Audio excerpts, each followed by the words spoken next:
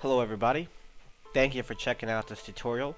This is Remork, and today we're going to talk about Thalguur, the third boss you'll encounter in Gilded Prophecy. Couple things about Thalguur. Tank damage is low, but raid damage is high. In this video, we used 2 tanks, 3 healers, and 1 support, which was a bard. As soon as you start off this encounter, you will see one of Thalguur's first mechanics, where he emotes on screen and says Thalguur focuses energy on a player.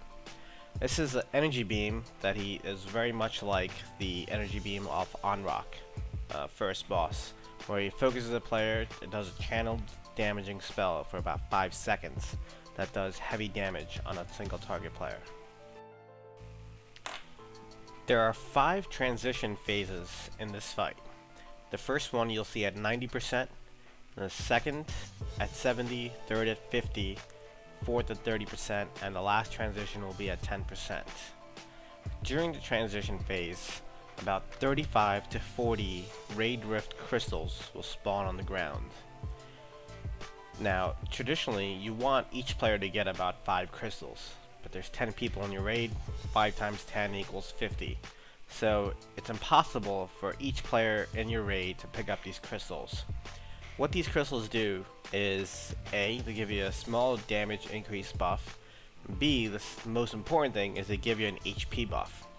Now why it's important to pick up these crystals, as the fight goes on, Thalguur gains stacks, stacking buff. His damage will increase throughout the fight significantly. So you want to pick up these crystals to increase your HP pool in order to survive the damage that's going to be occurring throughout the fight. Our strategy for crystals throughout the transition phase is as follows. Tanks want to pick up about 1 to 2 crystals. Your warrior DPSers or chloros, people that have about 6 to 7k HP, want to pick up about 4 to 5 crystals, preferably 4.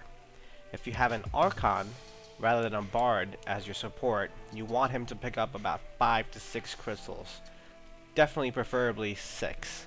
He's got a very low HP pool, you want him to stay alive.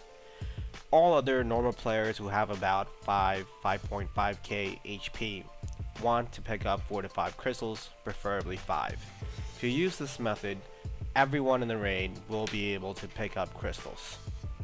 Now it's important that when you go into the transition phase, all you're doing is picking up crystals. That's your main priority. You shouldn't be worried about healing, you shouldn't be worried about DPSing the boss.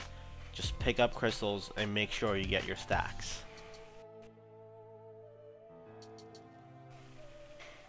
Also, during the transition phase, you're going to see a shovel spawn in the middle of the map. It's going to have a glow on it, it's really hard to miss it. You're going to designate 2 people in your raid to pick up the shovel. One's primary, one's secondary. Your primary shoveler is going to pick it up on the first transition. What he's going to do is, these dirt mounds that you see, some of them are going to glow.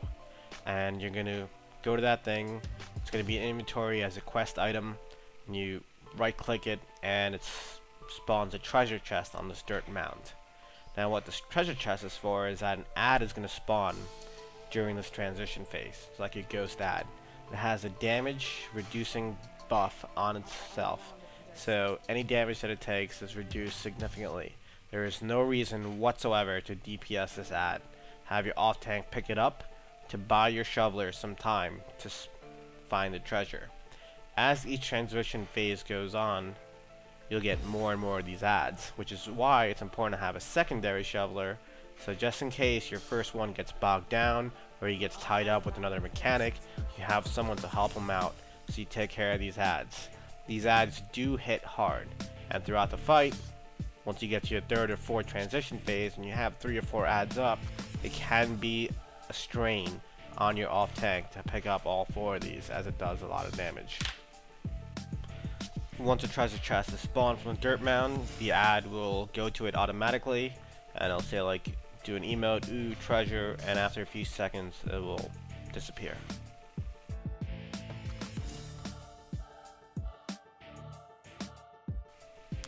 Now to talk about the most important mechanic in this fight. All these pillars that you see around the boss are part of the encounter. Every so often, they're going to target a single player in the raid and shoot a beam at the person. Now this is not the same beam that Thalguur uses as a damaging spell. The way you can tell the difference is the damaging spell that he channels at a player has an emote on the screen. The beam that comes from the pillar has no emote, but it does put a debuff on that player. Sometimes it's really hard when you have melee DPSers and the beam focuses on somebody that's in a melee and you have no idea who it is. You can tell by looking at that person's debuff. If he has a debuff from that pillar, you can be able to call it out much quicker. The moment that you are targeted with this beam from the pillar, you need to start moving straight for that pillar. Stop DPS, stop casting, just run to that pillar. You'll see like a yellow portal appears. You have to be within that portal. You get about 5 to 6 seconds to get to that portal. If you don't get to that portal, your entire raid will get a 20-second healing debuff. If you make it to that portal, the only person that gets a healing debuff is yourself, and I believe it's only for 5 to 7 seconds. This healing debuff is no ordinary healing debuff. It is a 50% healing debuff, and it just completely destroys your raid. This is how raids will fail in this fight. Healing debuff will go out, and either the person gets focused by the damaging spell, where he emotes on the screen, and it's impossible to heal someone through it when they have that healing debuff up, or B, your raid might not be topped off, or one person might not be topped off, and the healing debuff goes off. Next thing you know, he does an AoE, and that person's dead. This is extremely important in the later stages of the fight. Once you get the boss below 50%, you've already been through 3 transition phases. Once you start losing players, when you battle res them, they're going to be so far behind on stacks, and it's impossible for them to catch up. So, it's very, very important. Cannot stress this fact that the healing debuff does not go off to your raid. The last mechanic that I want to talk about starts occurring in the fight after the first transition phase. Basically, one player in the raid will get targeted with a debuff. It's going to be a white debuff, and it's a 2-part debuff. The first part is a warning, gives you about a 2-second warning. The second part of the debuff is you get the actual debuff for 5 seconds. You're going to see a graphic around your player, your character. You can see a yellow swirling graphic. Basically what this debuff does is it steals stacks from all players that are near you. And it steals it at a pretty high rate, 1 stack at a time. So the moment you get this debuff, you have 2 seconds to get away from everyone in your raid. And anyone that is within that swirling graphic is going to start losing stacks. Lastly, I want to say this boss does have a hard enrage timer. The enrage timer is going to be 9 minutes. I just want to say thank you everyone for watching this tutorial. Hope you guys enjoyed it. Hope you guys learned something from it.